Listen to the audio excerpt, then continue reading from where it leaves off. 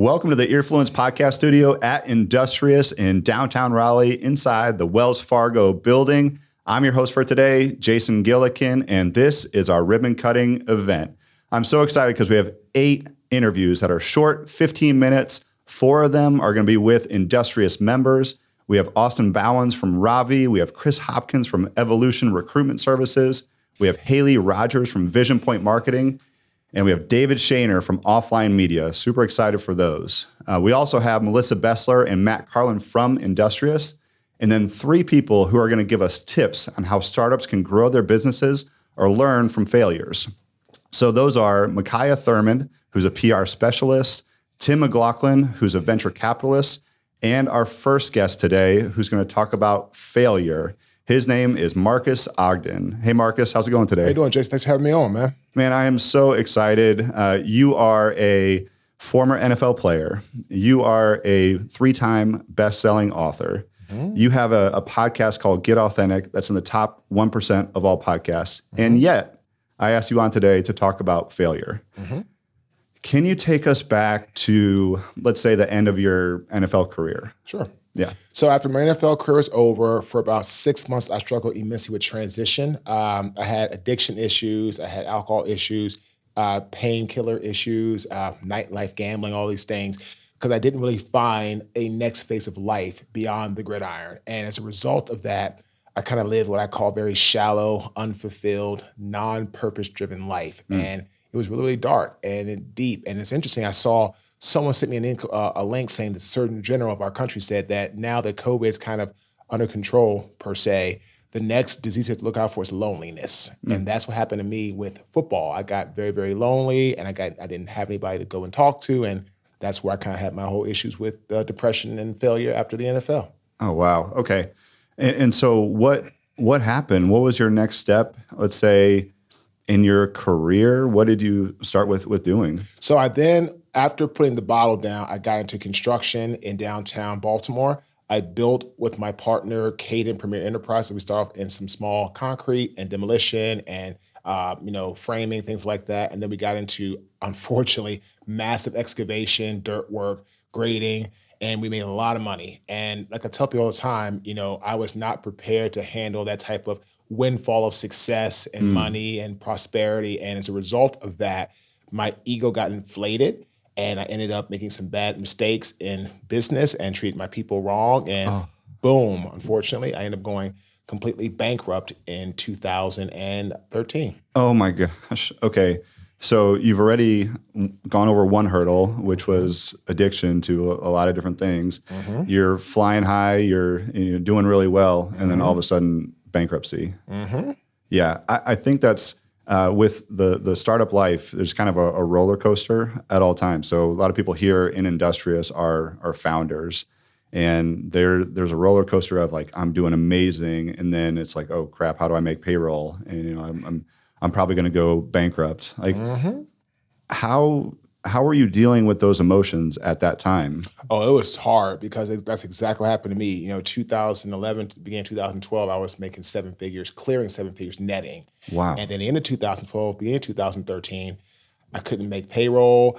I was out of money. My bank line was shut off. I had no access to anything. And as a result of that, I got into a really, really deep, dark depression, really, really bad spiral. And I ended up losing, like I said, everything in 2013. But I've been that owner that had a lot of money in the bank, can make payroll easily, go out and buy whatever you wanted, cars, trips, this, that, and the other, to an owner that literally just, had to tell his people he couldn't make payroll, and people were stealing things from the office, breaking things, vandalizing, breaking into our company cars and trucks, and in downtown Baltimore, trying to steal what they could to be able to feed their families and things of that nature. So I've been at the highest of the highs. I've been at the complete lowest of the lows. Wow. Okay, so how do you deal with that from a mental health standpoint? So, at that time, it was just, I didn't really realize what was going on. And then when I got to Raleigh, after losing everything, I realized at that time I was full of anger, I was full of resentment, I was full of, playing victim mode. And unfortunately for me, I didn't have any accountability. But what happened is, after I had what's called my rock bottom moment, where somebody's trash and rotten meat and nasty garbage covered my body and skin and clothes, actually working in downtown Raleigh on Glenwood. I was a custodian working there in the mixed-use office buildings at night. And I ended up having my rock bottom moment. And that was the time that I got my life back on track. And I started to move in a better direction. I became much more positive. I became much more focused. I became much more realizing, wow, you're the one that had the issue. So for me, I believe mental health clarity comes, you can say, hey, I made some mistakes, own them, fix them, move on. And so now today I'm a breakthrough specialist and mentor. I help people achieve massive breakthroughs in their life, personally and professionally, through keynote speaking, executive coaching, consulting, podcasting. I'm a brand ambassador. I'm a person different businesses. I'm a 4-time best-selling author. So I've literally been able to help people break through in their personal and or their professional lives. Yeah. Well, let's talk about Industrious and startups and just giving advice to founders who are kind of struggling right now. What can they do if they're maybe not necessarily rock bottom, but what if they're struggling and dealing with depression? Maybe things aren't going nearly as well as they had hoped at this moment in their time. They're going to have to be around people who are going to lift them up. So like me, I have a phenomenal team of an internal manager, social media team. I just hired a VA. I have a guy that helps with trademark and patents, great bookkeeper, great accountant, all this type of stuff. And so what I found is that if you're struggling with who you are, then go back to your why. I say your why helps you to re-identify your who. So if you're struggling, figure out why you started in the first place, right? Dig in there. Who are you now? Who do you want to be in, say, a week, 2 month, whatever? And then get people around you. And then if your product is not selling, look at what soft skills are you missing? Are you not being empathetic to people? Are you not being compassionate? Are you not outreaching to people? Like, are you not doing things that I call are really, really important to help you connect with others in that light? And so what happens is if you can really understand that, then things will start happening for you on a larger scale. Yeah. What about for founders who are going through bankruptcy, let's say, or they've got their failed startup? That's very depressing, obviously. Sure. How long did it take you to get past that? And any advice for somebody who has hit that point where they are bankrupt or it's a failed venture? What do they do? What they have to do is they have to understand that it's just part of the process. It's not the end result. So for me, my bankruptcy was catastrophic, home foreclosed on, both cars repossessed in the same day, no money, very few friends. I moved to Raleigh, I had $400 to my name. That's it. Wow. So if you're at that point, figure out what you can do to survive. Like I took a job as a custodian, a birthday party clown, doing football training. I did anything I could do to just pay the bills.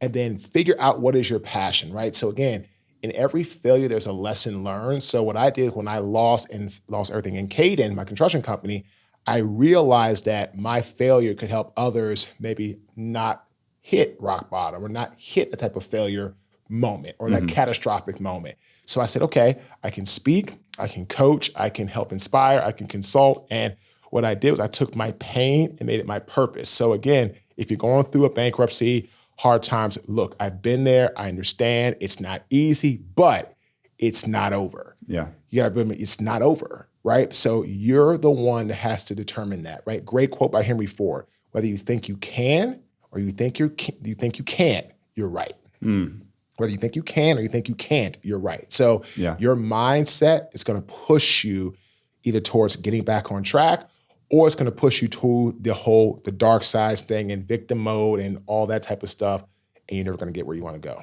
Talk about your support system. So, you mentioned that you've got a great team, but what about mentors or people that are cheering you on? Great coach mentor of mine is Brad Mitchell from the National Association's Professional Success Academy.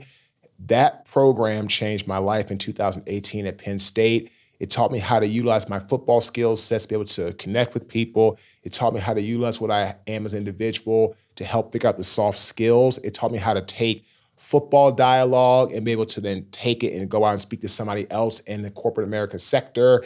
As a result of that, it made us connect to people better, it made us to relate to people better, and now we have a lot of business. Things are going on really, really well, and we're always moving forward, in that positive direction. That's awesome. Tell us about your business. Like, what are you up to now? So again, we as our brand we are a breakthrough specialist and mentor and coach, and we do it through keynote speaking, executive coaching, business consulting, podcasting, and brand ambassador, own parts of different businesses. So right now we're really focused on helping people get through tough times to get to the other side. Nice. What so your podcast, Get Authentic with Marques Ogden, you've had some pretty big names on there. Sure.